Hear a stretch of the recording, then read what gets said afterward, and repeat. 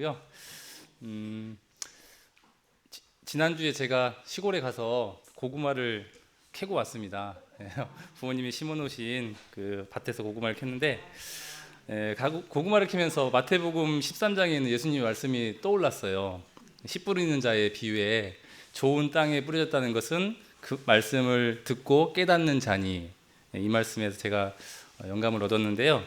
실제로 제가 고구마를 캐보니까 마사토나 황토 같은 데 심어진 고구마는 잘 파졌습니다. 잘 캐지고 또 이쁘게 들고 열매도 많이 이렇게 열렸더라고요. 사진 보시면 비교가 되죠. 근데 정말 돌밭 같은 그런 땅, 딱딱한 땅, 또 질퍽질퍽한 이런 땅에 심겨진 고구마는 고구마인지 산삼인지 모를 정도로 이렇게 지금 고구마인데 저렇게 모양으로 생겼더라고요. 그래서 먹지 못할 고구마를 저렇게 열매가 맺힌 걸 보면서 이 시간 부족한 제가 말씀을 전할 때에 무엇보다도 성령께서 저와 여러분들의 마음의 밭을 옥토로 옥토와 같이 기름지게 이렇게 변화시켜 주셔서 하나님의 말씀의 씨앗이 여러분들 마음속에 깊이 새겨지고 또 변화되기를 간절히 바라는 마음으로 말씀을 전하겠습니다. 제가 가장 좋아하는 주제 중에 하나가 하나님의 나라, 천국에 대한 주제인데요. 첫 번째 시간은 제가 하나님의 나라를 어떻게 볼 수 있을 것인가 라는 주제로 말씀을 드렸고, 두 번째는 지난 시간에 하나님의 나라를 누가 다스리시는가, 그래서 나부터 거듭나야 된다. 교회에서 내가 먼저 시작되고 그 다음에 우리 가정이, 우리 교회가, 우리가 온 나라가 거듭났을 때에 비로소 하나님의 나라가 이루게 되고, 우리가 그게 목적이고 그것을 바로 우리는 또 예수님의 재림과 같이 연결해서 생각해 볼 수 있습니다. 이 시간에는 이제 세 번째 시간으로 더 좋은 가치를 아는 사람들이라는 주제로 말씀을 나누고자 합니다.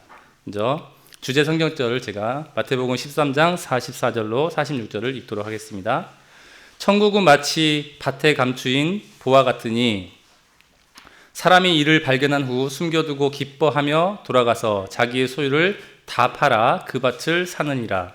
또 천국은 마치 좋은 진주를 구하는 장사와 같으니 극히 값진 진주 하나를 발견하며 가서 자기의 소유를 다 팔아 그 진주를 사느니라. 아멘.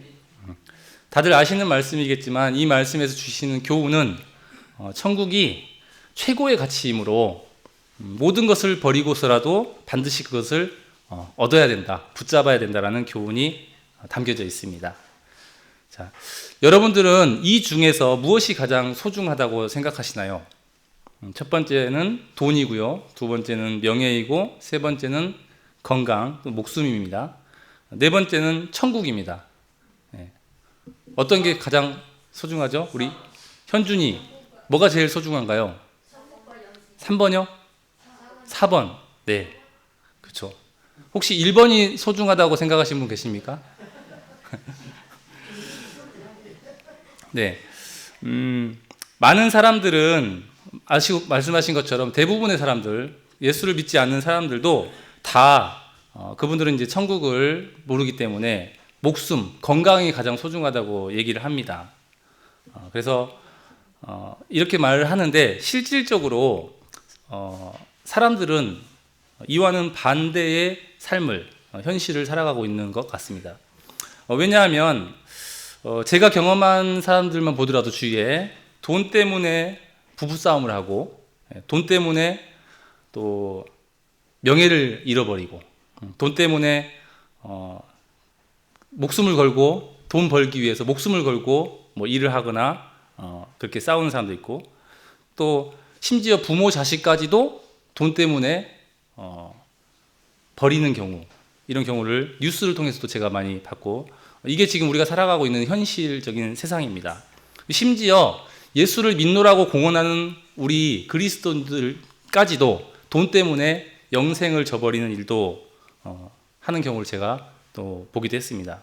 그래서 이 세상에서 돈의 위력은 정말 대단한 건데요. 하나님께서 특별히 우리 마지막 때에 우리에게 이런 말씀을 주셨습니다. 디모데전서 6장 8절 10절 말씀에 우리가 먹을 것과 입을 것이 있은즉 족한 줄로 알 것이다. 또 돈을 사랑함이 일만하게 뿌리가 되나니 이것을 탐내는 자들은 미혹을 받아 믿음에서 떠나 많은 근심으로 자기를 찔렀도다. 돈을 사랑함으로 시험에 든다는 것이죠. 믿음을 버리고, 또 히브리서 13장 5절 말씀에는 돈을 사랑하지 말고 있는 바를 족한 줄로 알라.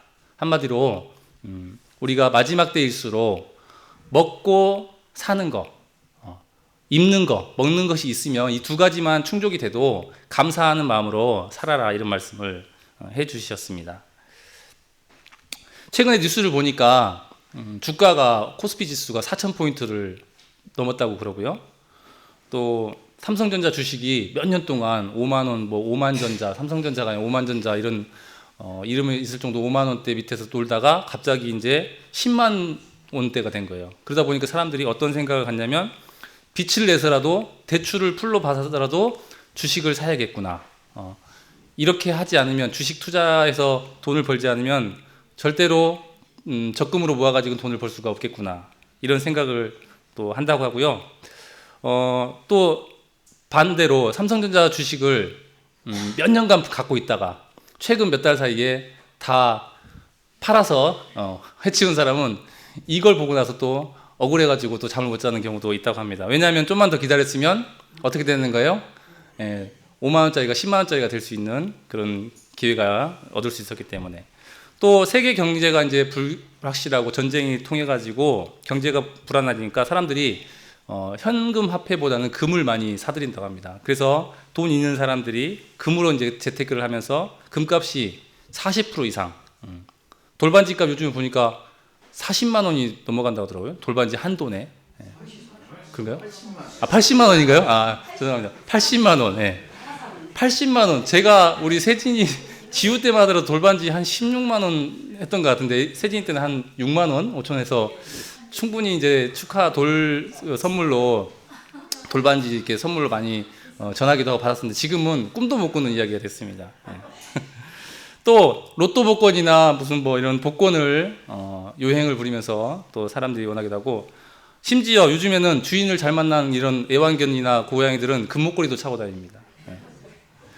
그래서 혹시 여러분들도 이런 기사나 이런 얘기를 들었을 때 부러우신가요? 좀 부럽습니까? 돈 이렇게 버는 게. 너무 부러워하지 마십시오. 예수님께서는 우리에게 이런 말씀해 주셨어요. 너희를 위하여 보물을 땅에 쌓아두지 말라. 거기는 좀과 동록이 해하며 도둑이 구멍을 뚫고 도둑질하느니라. 오직 너희를 위하여 보물을 어디에 쌓아두라고요? 하늘에 쌓아두라. 거기는 좀이나 동록이 해하지 못하며 도둑이 구멍을 뚫지도 못하고 도둑질도 못하느니라. 내 보물이 있는 곳에 내 마음도 있느니라. 아멘. 그리고 또 엘렌 화이트는 이런 말씀을 하셨습니다. 세상에서 돈 몇 푼 벌려고 양심을 속이지 말고 하나님의 사업을 위해서 가진 재물을 아낌없이 사용하라고 권고해 주셨는데요. 어떤 이들은 하나님의 사업에 바친 것은 손해본 것으로 생각한다. 그들은 많은 돈이 사라졌다고 생각하며 그들의 세상 재물이 충나지 않을 정도로 속히 대체되지 않으면 만족하지 못한다. 예를 들어서 우리가 헌금을 드렸는데, 기도하는 마음에 헌금을 드렸는데 그 헌금이 하나님께서 채워주실 걸 믿고 드렸는데 빨리 채워지지 않으면 이제 불안해한다는 겁니다. 마음이 조바조바하고. 그들은 그들의 형제들과 또 세상 사람들과의 거래에 있어서 인색하며 악착같다. 인색하다는 거죠. 예수 믿는 사람들도. 그들은 이익을 챙기고 몇 달러를 더 벌기 위해서 거래에서 속이는 일을 서슴지 않는다. 거짓말로 속여가지고 또 사기쳐가지고 돈을 번다는 것입니다. 우리가 그리스도에서 이 땅에 살면서 양심대로 살아가면 비록 큰 부자로 살지는 못할지라도 결국은 예수님께서 약속하신 하나님의 나라에 들어가게 될 것이겠죠? 아멘입니다. 제가 예전에 오래전에 교회를 다닌 지 한 1년 정도 됐을 때 같아요. 제가 이제 약국에 가서 현금을 주고 10,000원을 내고 8,000원어치 약을 샀습니다. 그런데 그 약사님이 약간 좀 우리 황금숙 집사님 정도 연세가 되신 것 같아요. 좀 약간 연로하신 분이었었는데 돈을 잘못 보고 2,000원을 남겨줘야 되는데 5,000원짜리 하나하고 1,000원짜리 하나를 남겨준 거예요. 얼마를 더 준 겁니까? 4,000원을 더 받았죠. 근데 그때까지만 하더라도 제가 이게 웬 떡이냐 하면서 바로 입마이 포켓 해가지고 돈을 받아가지고 차를 타고 이제 집으로 오고 있었습니다. 근데 예전에 생각지 않았던 생각이 드는 거예요, 마음에. 되게 불편한 것입니다. 내가 왜 그랬을까? 내가 내 양심이 이 4,000원짜리밖에 안 된다는 것인가? 라는 생각에서 되게 이렇게 괴로워했고 회개했습니다. 회개하고 나서 하나님께 대신 근데 갖다 돌려주지는 못했어요. 이미 차를 타고 멀리 와버렸기 때문에. 그래서 그 일이 있고 온 후에 그렇게 제가 이제 하나님 앞에 회개하고 나서 얼마 지나지 않아서 또 다른 시험이 왔습니다. 화장실, 공공 화장실이었는데 어떤 건물에 있는 거기 딱 화장실 딱 들어갔는데 지갑이 하나 떨어져 있는 거예요.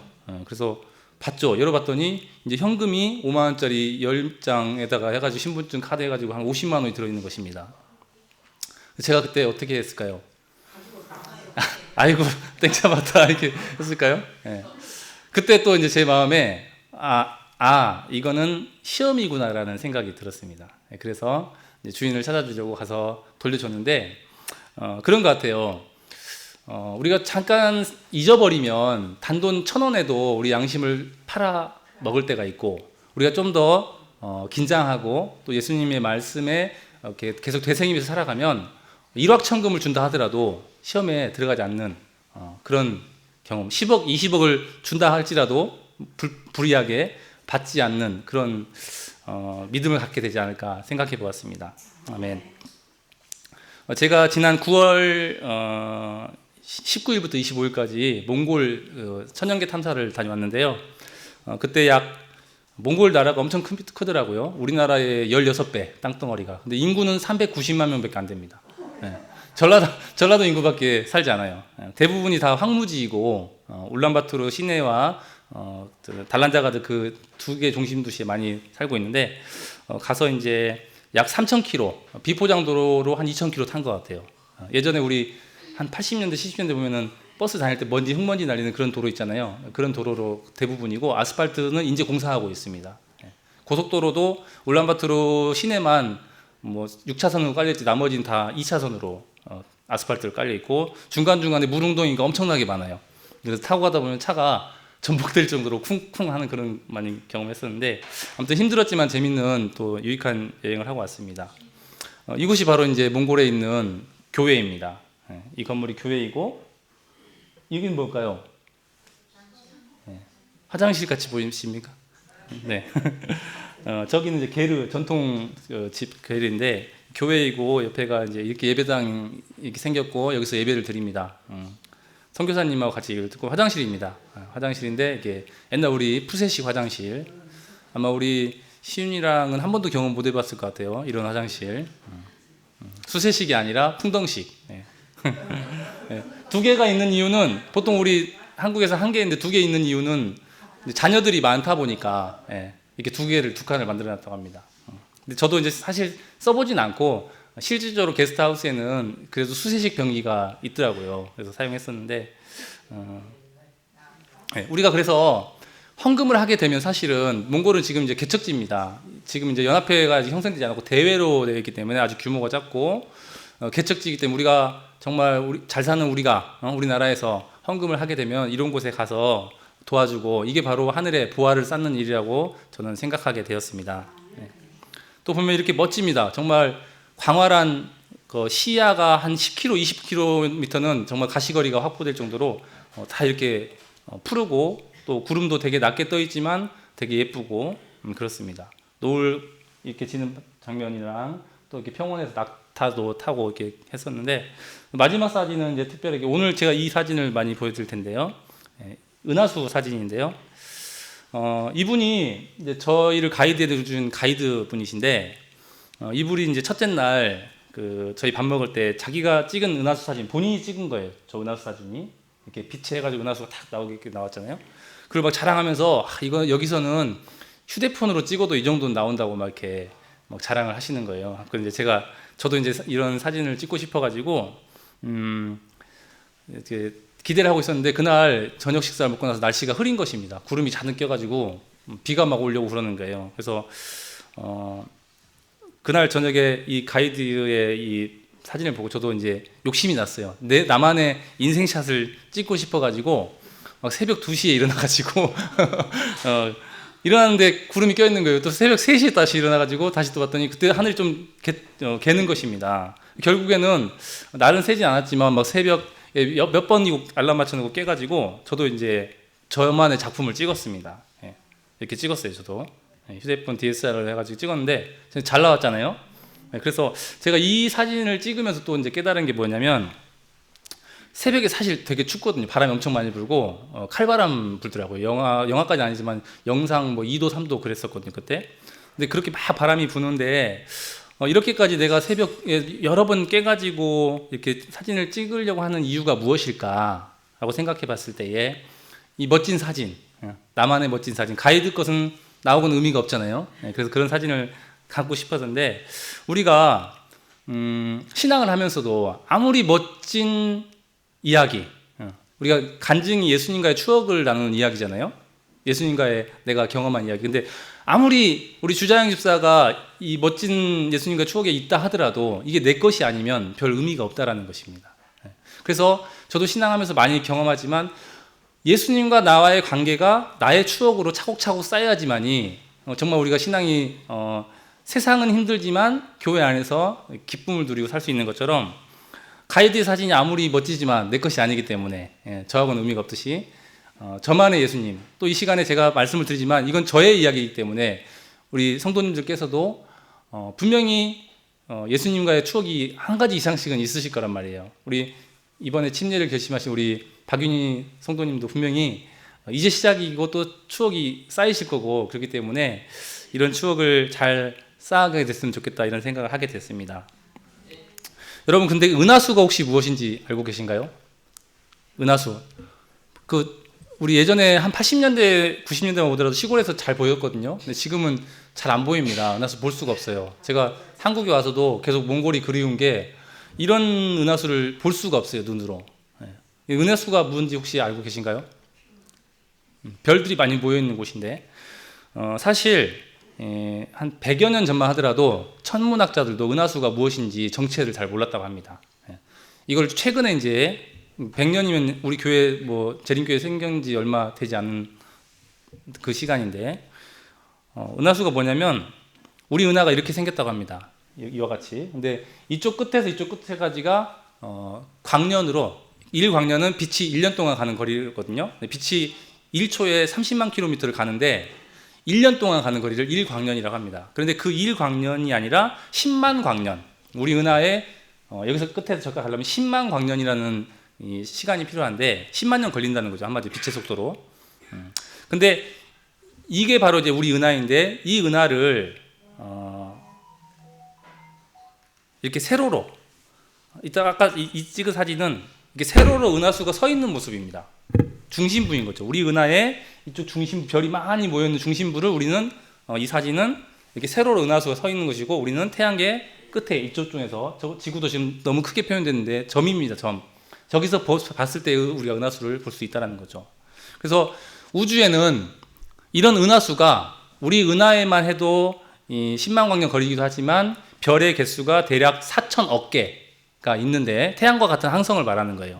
이런 수성, 화성, 지구 이런 거 말고 태양과 같은 항성만 4천억 개 정도 존재한다고 하는데 우주에는 이러한 은하가 셀 수가 없습니다. 뭐 과학자들 1조 개라고 하는데 그것도 모르는 거고 추측일 뿐이고 오직 하나님께서만 이렇게 기록해 놓으셨어요. 그가 별들의 수요를 세시고 그것들을 다 이름대로 부르신다고. 그래서 오직 하나님께서만 이 우주를 창조하신 하나님께서만 이거를 다 아실 수 있는데 이걸 보면서 제가 또 하나님의 어떤 놀라운 섭리 정말 아까 우리 은하에 4천억 개 있는데 그 중에 지구가 하나의 점이라는 거죠. 하나의 태양계라는 이 궤도를 가지고 운행하는 태양계 속에 속해 있다라는 거죠. 우리가 아마 최근에 보이저 2호라는 우주선이 태양계 지구를 출발해서 태양계 끝에까지 가는데 40년 걸렸다 하더라고요. 1970년대 발사돼가지고 이제 거의 수명이 다 됐는데 인간이 만든 우주선으로 태양계를 벗어나기 전에 제 생각에 제가 별을 연구하면서 느낀 거는 인간이 만든 우주선으로 우리가 우주여행하고 달나라 가기 전에 예수님께서 오시겠다는 생각이 들었습니다. 왜 그러냐면 인간이 만든 우주선으로 이 태양계를 탈출할 수가 없어요. 벌써 보이저 2호 가는데 40년 걸렸는데 아무리 빠른 우주선 해도 그 이상 탈출할 수가 없고 또 왜 그런지 뒤에서 이유가 알 수 있는데 이렇게 서 있는 모습 이게 이제 은하수입니다. 그래서 지구는 이쪽이고 여기서 지금 우리 은하 끝에 우리 지구와 태양계가 위치하고 있는 거예요. 이렇게 해서 이런 모습인 것입니다. 네. 근데 우리나라에서는 이와 같이 지금 밝은 곳은 다 빛 공해 때문에 광해라고 하거든요. 근데 빛 공해 때문에 하늘을 볼 수가 없어요. 어두워야지만 하늘의 별이 쏟아지는 걸 볼 수 있는데, 우리나라도 80년대 가로등 별로 없을 때는 시골에서 잘 보였잖아요. 지금은 보시다시피 우리나라 지도가 거의 대부분이 이 대도시잖아요. 저렇게 밝은 곳일수록 이렇게 빛이 많이 있는 곳이에요. 예. 그리고 몽골 보세요. 몽골 있나요? 예, 몽골은 완전 어두워요. 그래서 이렇게 잘 보이는 것입니다. 몽골 땅덩어리 크지만 거의 대부분이 다 저렇고, 우리나라에서 볼 수 있는 어떻게 보면 좀 유일한 곳이 강원도입니다. 강원도 산골, 저기 양양 국제 밤하늘 보호 공원이라 해가지고 밤하늘을 보호하기 위해서 저런 공원을 만들어놨어요. 저기 가야지만 간신히 저렇게 은하수를 볼 수가 있는 것입니다. 그래서 왜 우리가 절대 인간이 만든 우주선으로 갈 수 없는가? 여기 보면 대쟁투 678페이지, 대쟁투의 마지막 장에 이렇게 써 있습니다. 대쟁투는 끝났다. 죄와 죄인들은 없어졌다. 온 우주는 깨끗해졌다. 이게 바로 이 장면이 이제 예수님께서 오셔가지고 죄와 그 죄인들과 그 죄의 장본인 사탄과 그 타락한 천사들을 다 처벌하시고 심판하시고 그 후에 이제 펼쳐지는 장면이 이 장면인 것입니다. 그래서 우주적인 관점에서 봤을 때 제가 보고 온 것은, 또 여러분들이 지금 사진을 보고 있는 것은 천국을 사실 보고 있다고 저는 생각합니다. 왜냐하면 우주에서 우리 은하에서도 지구 외에는, 태양계 외에는 죄가 없거든요. 분명히 그 말씀이 있기 때문에, 그래서 이 은하수 보이는 곳이 바로 우리가 눈으로 볼 수 있는 천국이지 않나, 단면이라고 생각하고, 또 사도 바울도 고린도후서에 이렇게 기록했습니다. 3층 하늘이 셋째 하늘로 되었다는 거죠. 우리가 살고 있는 대기권, 새가 나르는 이 궁창 아래에 있는 하늘과 그 중간에 이제 별들의 우주 은하가 펼쳐지는 곳과 그 위에 하나님의 보좌가 있는 셋째 하늘. 사도 바울은 거기를 보고 왔고, 고린도 후서에 3인칭 시점을 써가지고 자기가 아닌 것처럼 이렇게 기록을 해놨는데, 그가 거기를 보고 와서 이제 완전히 정말 예수님께 더욱 하늘나라를 가기 위해서 더 표대를 향해서 간다고 이렇게 고백을 하고 있습니다. 그리고 또 보면 엘런 화이트부인도 비슷한 경험을 했습니다. 그도 하나님께서 이상으로 보여주신 하늘나라를 경험하고 나서 이제 정말 내려가기가 싫었어요. 그 나라에 있는, 하늘나라에 있는 과일을 먹고 싶었어요. 근데 그것이 생명과입니다. 근데 더 이상 내려가기 싫어가지고 이렇게 기록해놨어요. 너는 지상으로 다시 돌아가서 내가 내게 보여준 것을 다른 사람들에게 말해 주어야 한다. 이것 때문에 화이트분이 다시 이 땅에 내려오게 됩니다. 근데 이 어두운 세상으로 도용이 데려다 주었다. 내가 더 좋은 땅을 보았기 때문에 이 세상은 너무나 쓸쓸하다고 느낀다. 그러면서 내가 비둘기 날개가 있다면 날아서 그쪽으로 가고 싶다. 이렇게 회상할 정도로 우울했다고 합니다. 이 하늘나라를 보고 와서 향수에 이렇게 취해가지고. 그래서 오늘 지금 말씀이 이제 사실은 돈하고 관련된 주제이기도 하고, 또 하늘나라 천국은 마치라는 비유에서 말씀인데, 이제 말씀을 하나씩 살펴보면 마태복음 13장부터 25장까지는 이 천국은 마치라는 주제를 해가지고 약 11가지의 비유가 설명되어 있어요. 그래서 그 중에 이제 오늘 제가 말씀드린 주제는 두 가지입니다. 하나는 밭에 감추인 보화, 하나는 좋은 진주를 찾는 장사꾼 이야기인데요. 본문을 살펴보면 천국은 마치 밭에 감추인 보화 같으니라고 하면서 여기에 등장하는 이 밭을 가는 사람은 아마도 자기 땅이 아니었던 것 같아요. 남의 밭을 갈아주면서 거기서 이제 싹을 받아서 살아는 사람인 것 같은데, 어느 날 이 사람이 밭을 갈다가 뭔가 탁 쟁기에 걸리는 것이 느껴졌습니다. 그래서 이 사람이 그 땅을 이제 쟁기질을 멈추고 땅을 파보았어요. 그랬더니 거기에 뭐가 있어요? 무슨 열어보진 않았겠지만 이제 뭔가 이상한 뚜껑이 있는 것입니다. 우리 영화에서도 많이 나오잖아요. 그래서 거기를 이렇게 흙먼지를 털고 열어봤더니 이제 금은 보화가 가득한 거예요. 이 사람이 얼마나 이제 기뻤을까요? 근데 또 한편으로는 마음이 되게 조마조마했을 것 같아요. 왜냐하면 이것이 이제 자기 것이 아니잖아요. 남의 밭에서 본 것이고, 자기가 만약에 임의로 이걸 가져가게 되면은 도둑질 했다고 오해를 받을 수도 있고 또 도둑으로 몰릴 수도 있기 때문에 이 사람이 곰곰이 생각을 합니다. 그러다가 이 사람이 내린 결론이 뭐냐면 다시 이제 숨겨둡니다. 보화를 다시 땅에 파묻어가지고 숨겨둔 다음에 집으로 돌아갔어요. 집으로 돌아가서 어떻게 했냐면 자기의 소유를 다 팔았어요. 뭐 집이고 천국은 마치라는 노래 우리 그 달란트 시장 할 때 제가 틀어줬지만 천국은 마치 노래 있잖아요. 이 보석 발견한 사람은 집 팔고 땅 팔고 냉장고 팔아. 냉장고까지 다 팔아가지고 이걸 샀다 이런 노래가 있는데 자기의 소유를 다 팔아가지고 그 밭을 샀다고 기록하고 있습니다. 이렇게 해서 이 사람은 결국에는 공식적으로 이 밭의 소유주가 됐고 그 밭에 있는 보화를 획득하게 되었던 것입니다. 두 번째 이야기는 이제 좋은 진주를 구하는 장사와 같다고 말씀하셨습니다. 이 사람도 마찬가지로 이 사람은 이제 찾아 헤맸어요. 좋은 진주를 어디에 좋은 진주가 있는가 아마 전국 팔도를 다 돌아다녔을 수 있고 찾아 헤매다가 드디어 발견했습니다. 근데 본문을 읽어보면 극히 값진 진주 하나, 이 진주 하나에 이제 어떻게 하냐면은 전 재산을 다 파는 것입니다. 진주 하나를 얻기 위해서. 그래서 결국에도 이 사람도 자기의 소유를 다 팔아서 그 진주를 사게 되었습니다.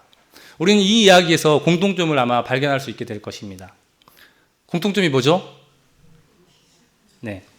둘 다 어떤 가치 있는 것을 알아봤고 거기에 대해서 자기의 소유를 다 팔아서 그것을 샀다라는 것입니다. 이게 공통적인 이야기인데 전라도 사투리로 표현하자면 이 사람들은 무엇이 더 중요한지 알았어요. 무엇이 중요한지 그러잖아요.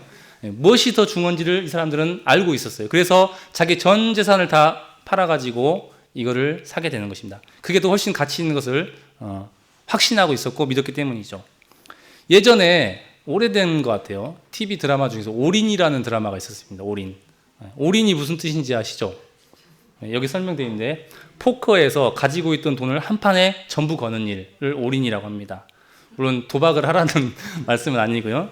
그런데 이와 같이 정말 자기가 갖고 있는 걸 다 거는 것을 올인이라고 표현하는데 혹시 여러분들 중에서 올인 해본 적 있습니까? 올인 우리 목사님 살면서 올인 해보신 적 있습니까? 결혼할 때. 아 결혼할 때요? 사모님께 올인하셨습니까? 네. 저도 예전에 제가 올인 해본 적이 있거든요.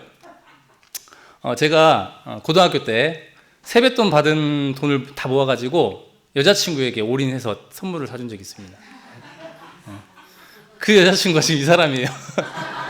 네, 덕분에 제가 지금 여자친구 때문에 하나님 예수님을 믿게 되었고 결국에 지금 이렇게 행복한 가정을 꾸리고 살고 있는데 올인할 만 했다고 생각해요. 지금 현재. 네. 네, 그래서 이렇게 우리는 뭔가가 더 중요하다고 생각하는 가치가 있다는 거에서 이렇게 올인을 한다라는 거죠. 예수님께서 이 두 비유의 말씀을 통해서 우리가 무엇을 소유해야 하는가, 우리가 모든 소유를 다 투자해서라도 가지고 있는 전부를 걸어서라도 뭐를 획득해야 된다고 말씀하고 계시냐면 바로 천국이신 예수님을 예수님 자신을 가지라고 말씀하고 계시는 것입니다. 왜냐하면 주님께서 우리에게 우리 죄인들을 살리실 수 있고 또 십자가를 통해 가지고 우리의 죄를 용서해 주신 분이시고 우리를 궁극적으로는 영원한 하늘나라로 데리고 가실 분이시기 때문에 그래서 정말 이 세상에 있는 모든 가치보다도 이분의 가치, 예수님의 가치가 더 크다라는 사실을 깨닫게 해 주시기 위해서 이 비유를 말씀하셨다고 생각합니다. 그래서 우리가 아까 불렀던 420장 찬미, 420장 찬미를 우리가 정말 입술로는 잘 부르지만 정말 이 가사처럼 제가 빨간색으로 표시를 했는데요. 우리가 정말 신앙을 하면서 주 예수보다도 귀한 것은 없네. 이 세상 부귀와 바꿀 수 없네. 정말 이 세상 부귀와 바꾸지 않으시겠습니까? 네, 아멘입니다. 네, 또 이 세상 명예와 또 바꿀 수 없겠죠? 네, 아멘입니다. 이 세상에 있는 행복, 이 세상에서 누리는 모든 행복보다도 예수님을 우리가 소유한다면 그 가치가 훨씬 더 크다는 것을 말씀해 주고 있습니다. 그래서 정말 우리가 이게 입으로만 부르는 게 아니라 우리의 신앙에 실제로 적용되는 그런 찬미가 됐으면 좋겠고요. 저 역시도 또 말씀을 준비하면서 찬미를 부르면서 또 이 부분에 대해서 제가 많이 또 은혜를 받게 되었습니다. 그래서 이제 마지막으로 예수께 올인한 사람들이 성경에 보면 많이 나와 있습니다. 특히 히브리서 11장에 나와 있는 믿음의 도둑들은 말할 것도 없고요. 그 중에 특별히 두 사람을 소개하고 말씀을 정리하도록 하겠습니다. 첫 번째는 막달라 마리아입니다. 그녀는 주님께서 자신의 죄를 용서해 주신 것을 깨달았고 또 주님의 은혜에 깊은 감사를 나타냈습니다. 그래서 그녀는 비록 가난하였지만 무엇이 더 가치가 있는지를 알게 되었고 자신이 가지고 있는 전부를 다 들여서 주님께 드릴 순전한 나드 한 옥합을 샀다고 말씀하고 있습니다. 시대소망에 보면 마리아는 깊은 사랑과 슬픔으로 그분의 명예를 높이고자 했다. 그래서 개인적으로 큰 비용을 들여 예수의 몸에 부을 지극히 값비싼 향유가 들어있는 옥합을 구입했다. 한 옥합 해석이 보니까 1년 그 당시 노동자들의 1년치 품삯이라고 그래요. 오늘날로 따지면 1년 연봉이겠죠. 그 정도로 값비싼 향유를 마리아가 부자가 아니었지만 구입했습니다. 누구를 위해서요? 주님을 위해서 구입했습니다. 그리고 자신이 가장 먼저 주님의 이름을 드높이는 사람이 되고 싶었다. 마리아는 옥합을 깨뜨려 향유를 예수의 머리와 발에 부었다. 그런 다음 무릎을 꿇고 흐느끼면서 그분의 발을 눈물로 적셨고 길게 늘어진 머리카락으로 닦아냈다. 마리아가 이렇게 할 수 있었던 이유, 마리아가 예수님을 위해서 이렇게 비싼 향유를 그렇게 준비했던 이유가 무엇일까요? 오늘 우리에게 만약에 마리아와 같은 그런 주님을 사랑하는 마음, 그게 있다면 정말 좋겠다는 생각을 해봤습니다. 그래서 이뿐만 아니라 마리아는 예수님께서 집에 찾아오셨을 때, 언니 마르다는 상차림이라고 정신이 없었을 때 마리아는 예수님 앞에 가서 그분의 말씀을 듣는 것을 더 즐겨하면서 그분의 말씀을 듣고 또 주님께서 칭찬을 해주셨습니다. 뿐만 아니라 십자가 형을 당하실 때에 끝까지 그곳에 남아가지고 또 무덤까지 따라가서 예수님의 장례를 돌봤고, 주님께서 부활하신 후에도 맨 먼저 마리아가 주님을 발견하고 또 그분이 부활하시다는 소식을 제자들에게 전하는 그런 역할을 했습니다. 한마디로 그녀는 전적으로 주님께 모든 것을 거는 삶을 살았던 것입니다.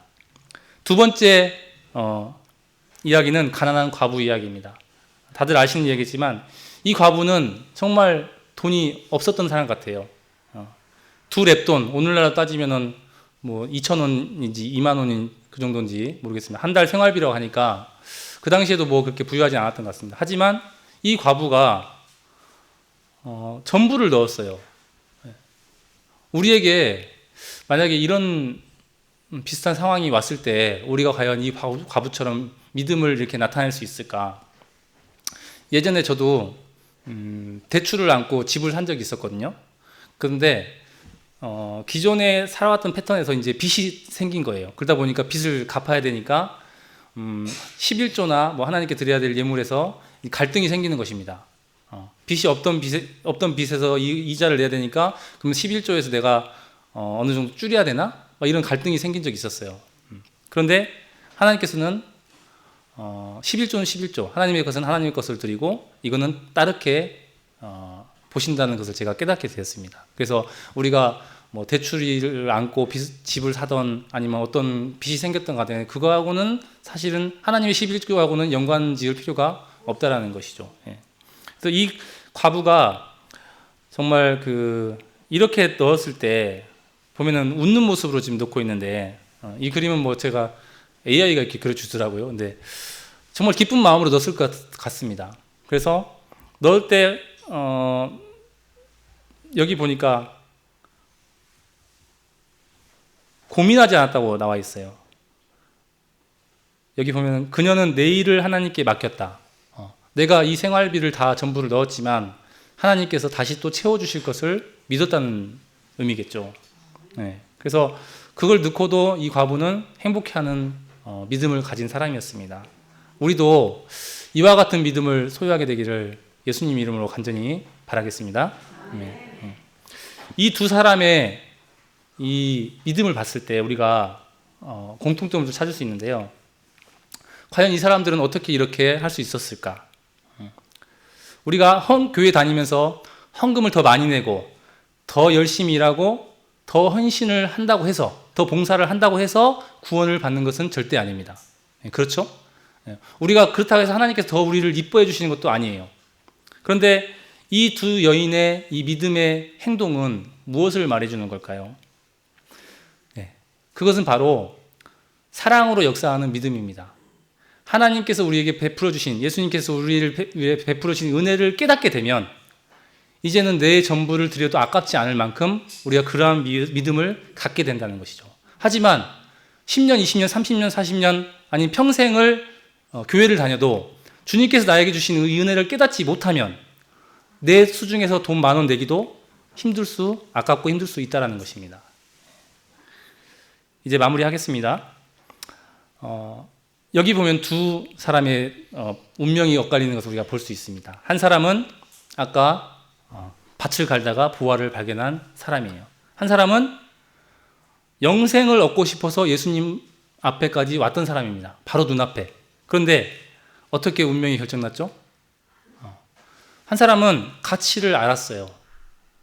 그 보화의 가치를 알았고, 아까 마리아와 과부 그 두 사람은 최소한 하나님께서, 주님께서 더 가치 있다는 것을 알고 있었고 그걸 선택했습니다. 하지만 이 부자 관원은 어떻게 했습니까? 바로 눈앞에 하늘 보화가 있었음에도 불구하고 자신이 가진 돈 때문에 그걸 포기하지 못해서 영원한 생명과 뒤바꿔버리는 안타까운 선택을 하게 됩니다.